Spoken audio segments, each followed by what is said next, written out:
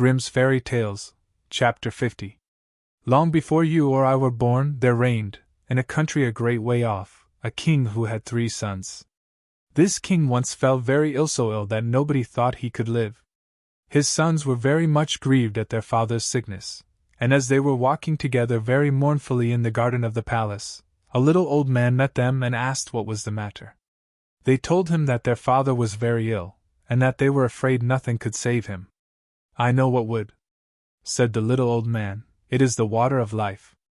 If he could have a draught of it he would be well again, but it is very hard to get."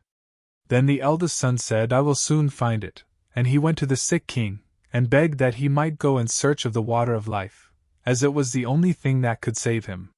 "No," said the king, "I had rather die than place you in such great danger as you must meet with in your journey." But he begged so hard that the king let him go, and the prince thought to himself, "If I bring my father this water, he will make me sole heir to his kingdom." Then he set out, and when he had gone on his way some time he came to a deep valley, overhung with rocks and woods, and as he looked around, he saw standing above him on one of the rocks a little ugly dwarf, with a sugarloaf cap and a scarlet cloak, and the dwarf called to him and said, "Prince, whither so fast?" "What is that to thee, you ugly imp?" said the prince haughtily, and rode on. But the dwarf was enraged at his behavior, and laid a fairy spell of ill luck upon him, so that as he rode on the mountain pass became narrower and narrower, and at last the way was so straitened that he could not go to step forward, and when he thought to have turned his horse round and go back the way he came, he heard a loud laugh ringing round him, and found that the path was closed behind him, so that he was shut in all round. He next tried to get off his horse and make his way on foot, but again the laugh rang in his ears, and he found himself unable to move a step, and thus he was forced to abide spellbound. Meantime the old king was lingering on in daily hope of his son's return, till at last the second son said, "Father, I will go in search of the water of life." For he thought to himself, "My brother is surely dead, and the kingdom will fall to me if I find the water." The king was at first very unwilling to let him go, but at last yielded to his wish. So he set out and followed the same road which his brother had done, and met with the same elf, who stopped him at the same spot in the mountains, saying, as before, "Prince, Prince, whither so fast?" "Mind your own affairs, busybody," said the prince scornfully, and rode on. But the dwarf put the same spell upon him as he put on his elder brother, and he, too, was at last obliged to take up his abode in the heart of the mountains. Thus it is with proud silly people, who think themselves above everyone else, and are too proud to ask or take advice. When the second prince had thus been gone a long time, the youngest son said he would go and search for the water of life, and trusted he should soon be able to make his father well again.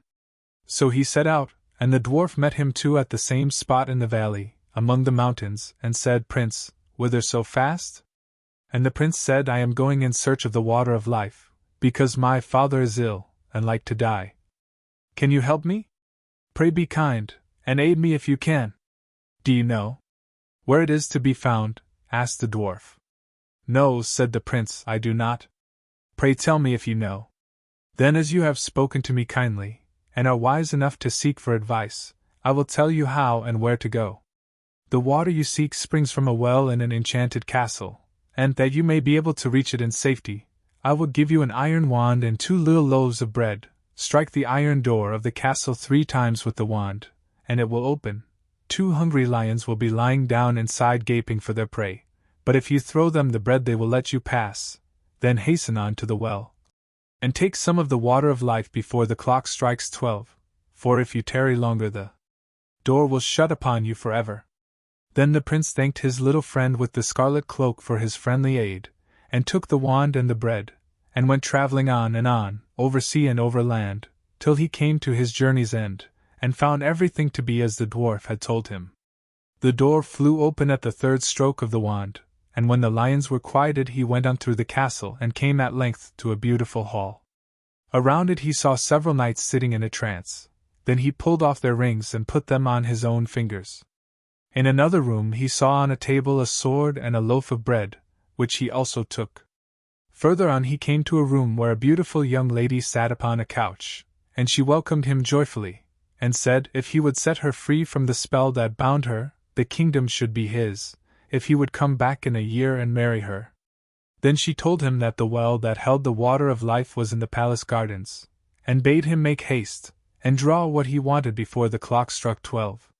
He walked on, and as he walked through beautiful gardens he came to a delightful shady spot in which stood a couch, and he thought to himself, as he felt tired, that he would rest himself for a while, and gaze on the lovely scenes around him.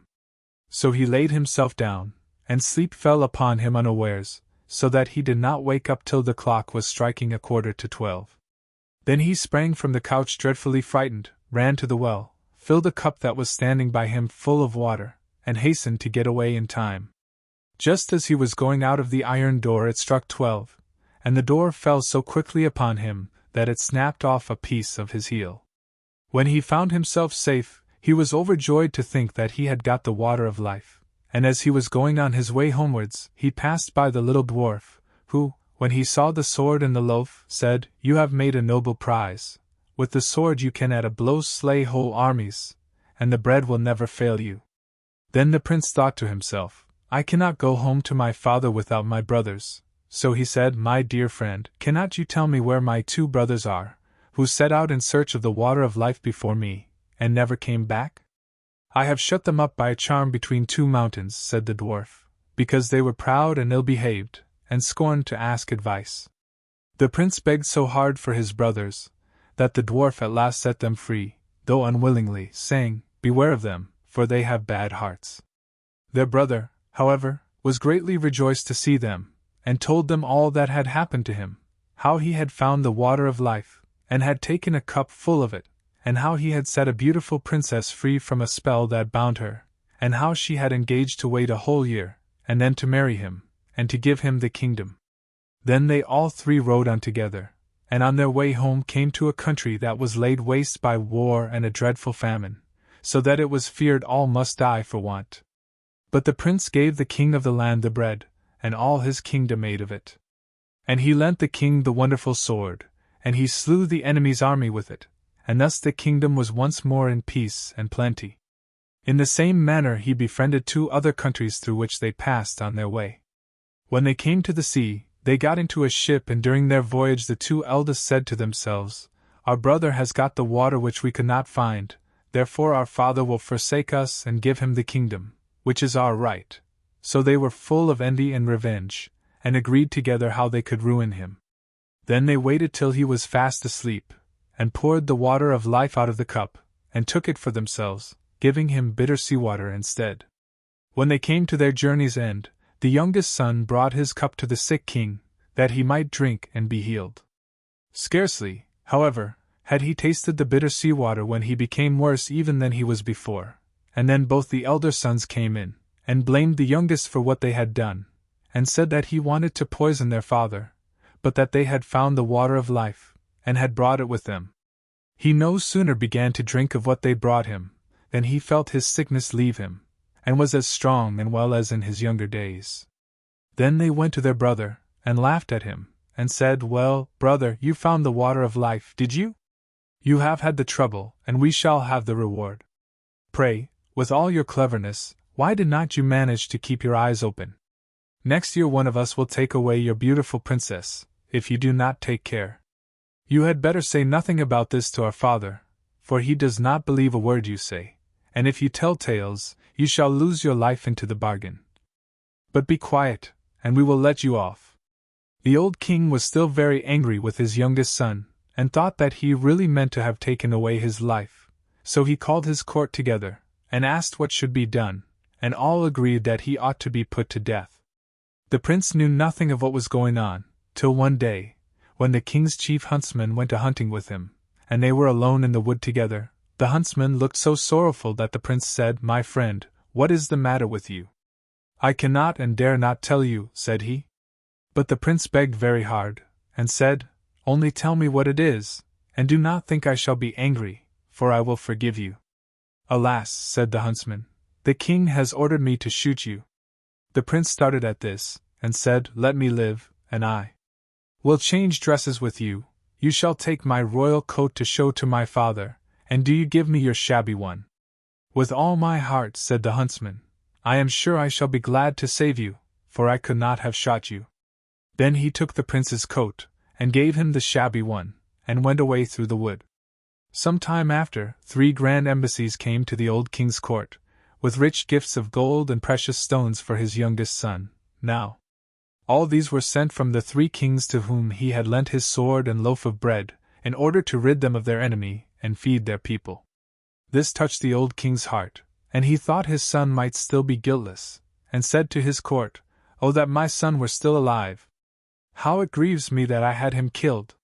"He is still alive," said the huntsman, "and I am glad that I had pity on him, but let him go in peace," and brought home his royal coat.